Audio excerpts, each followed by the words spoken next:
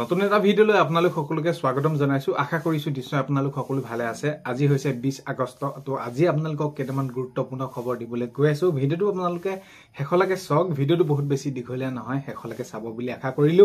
এইখিনিতে আপোনালোকক এটা অনুৰোধ কৰিম, চেনেলটোলৈ যদি আপোনালোক নতুনকৈ আহিছে চেনেলটো সাবস্ক্ৰাইব কৰাৰ লগতে কাষতে থকা বেল আইকনটো প্ৰেছ কৰি অল কৰি থব, যাতে নতুন এটা ভিডিও দিয়াৰ লগে লগে আপোনালোকে আগতীয়াকৈ চাবলৈ পায়। আজি প্ৰথমটো খবৰ হৈছে, আপোনালোকে যিহেতু গমে পায় এতিয়া গুৱাহাটী জিএমচিএইচত যিটো ঘটনা হল, তো সেইখিনি ক্ষেত্ৰত মাননীয় মুখ্যমন্ত্ৰী মহোদয়ে স্পষ্টকৈ জনাইছে যে আগন্তুক সময়ত এতিয়া চিকিৎসালয়লৈ গ'লে কি হয়, আমাৰ যিসকল ৰোগী আছে, ধৰি লওক আমি চিকিৎসালয় যেতিয়া যাওঁ বহুতখিনি কেতিয়াবা হেমাহি সন্মুখীন হ'বলগীয়া হয়।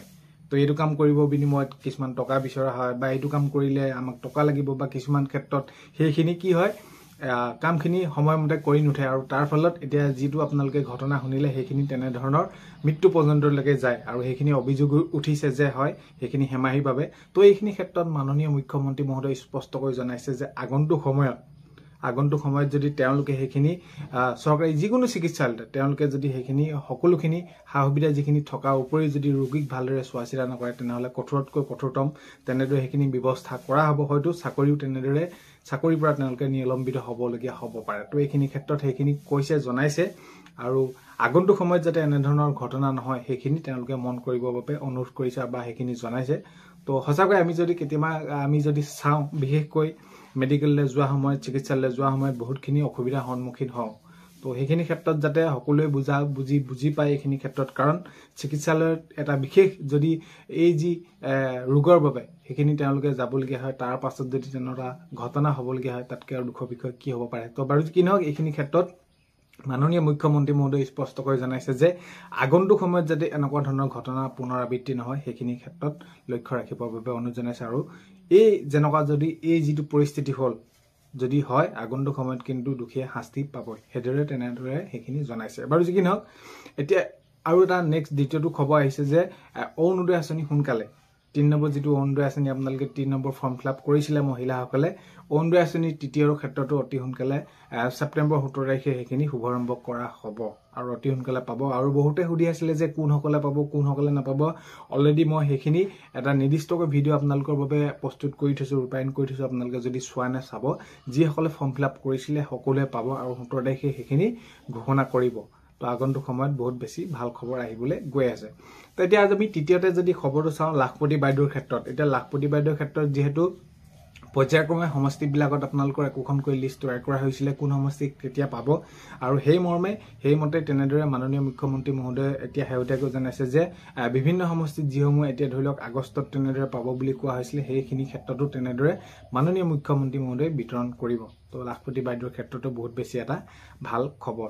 আৰু যদি আমি চাওঁ নেক্সটটো ৰেচন কাৰ্ড, যদি আপোনালোকৰ ৰেচন কাৰ্ড আছে তেনেহ'লে বহুত বেছি ভাল খবৰ। ৰেচন কাৰ্ড থাকিলে আপোনালোকে কি হ'ব, আপোনালোকৰ আগন্তুক সময়ত আপোনালোকৰ চাউলৰ উপৰিও আপোনালোকে চেনি, দাইল, নিমখ আপোনালোকে সুলভ মূল্যত পাবলৈ গৈ আছে। আৰু ৰেচন কাৰ্ডখন যদি আপোনালোকৰ নাই তেনেহ'লে অতি সোনকালে আপোনালোকে কি কৰিব, সেইখিনি আপোনালোকে আবেদন কৰি লওক। কাৰণ আবেদন কৰি লোৱাৰ লগে লগে আপোনালোকৰ হাতত যদি ৰেচন কাৰ্ডখন থাকে তেনেহ'লে এতিয়া বৰ্তমান সময়ত আটাইতকৈ গুৰুত্বপূৰ্ণ এখন নথিপত্ৰ। তো ৰেচন কাৰ্ডখন থাকিলে আপোনালোকে চৰকাৰী ঘৰৰ বাবে আবেদন কৰিব পাৰিব, অৰুণোদয় আঁচনি পাব, আয়ুষ্মান কাৰ্ডৰ বাবে সেই সকলোখিনি আপোনালোকে সুবিধা পাব। ইয়াৰ উপৰিও ভালখিনি সুবিধা পাব আপোনালোকে।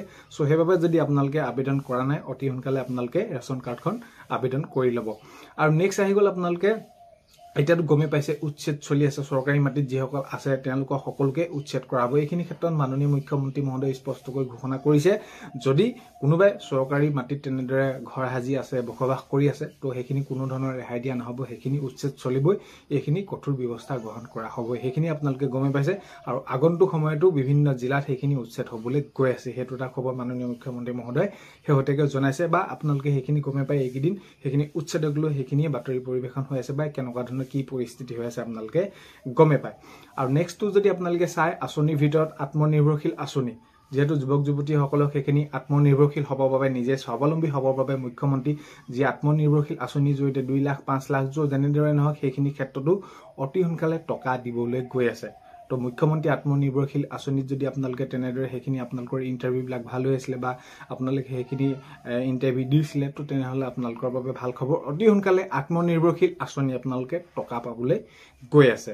তারপর নেক্সট তো যদি আমি চাও সরকারি ঘর অতি সোনকালে দিয়া হব এটা হয় আপোনালোকৰ ঘৰত জিঅ'টেক কৰিছিলে বা আপোনালোকে নিজে জিঅ'টেক কৰিছিলে এতিয়াও বহুতো এনে পৰিয়াল আছে যি নেকি তেওঁলোকে সৰকাৰি ঘৰ পোৱা নাই তেওঁলোকে পাবলগীয়া আৰু এইখিনি ক্ষেত্ৰত হেহতেক জনাইছে যে অতি সোনকালে এই যি সৰকাৰি ঘৰ আগন্তুক সময়ত যি জিঅ'টেক কৰিছিলে এইখিনি আগন্তুক সময়ত সকলোখিনি ভেৰিফিকেশন কৰি কোনে পাব লাগে কেনেদৰে হ'ব কি নিয়ম ব্লক পৰ্যায়ত কেনেদৰে লিষ্ট তৈয়াৰ হ'ব ইত্যাদি ইত্যাদি সকলোখিনি ক্ষেত্ৰত কম সময়ৰ ভিতৰতে আপোনালোকে সৰকাৰি ঘৰো পাবলৈ গৈ আছে তো সৰকাৰি ঘৰৰ ক্ষেত্ৰৰ বাবে যদি আপোনালোকে আবেদন কৰিছিলে বহুত বেছি ভাল খবৰ তো আগন্তুক সময়ত যাতে এই সৰকাৰি ঘৰ যিসকল আবেদন কৰিছিলে সকলোৱে পায় হেতুৱে কামনা কৰিছো বা আপোনালোকৰ বাবে এটা অতি সোনকালে ভাল খবৰ আহিলে নিশ্চয় সকলোৰে বাবে ভাল হ'ব এটা নেক্সট তো হেখৰ পইণ্টটো যদি আমি চাওঁ হেখৰ খবৰটো যদি আমি আপোনালোকক বাবে দিওঁ যে চাকৰি নিযুক্তি তো চাকৰি নিযুক্তি ক্ষেত্ৰতো আপোনালোকে গম পাইছে যে দিনক দিনে নিযুক্তি হেখিনি সংখ্যা বাঢ়ি গৈ আছে বৃদ্ধি হৈ গৈ আছে যিকোনো বিভাগতে আৰক্ষী বিভাগতে হওক শিক্ষা বিভাগতে হওক সকলো বিভাগতে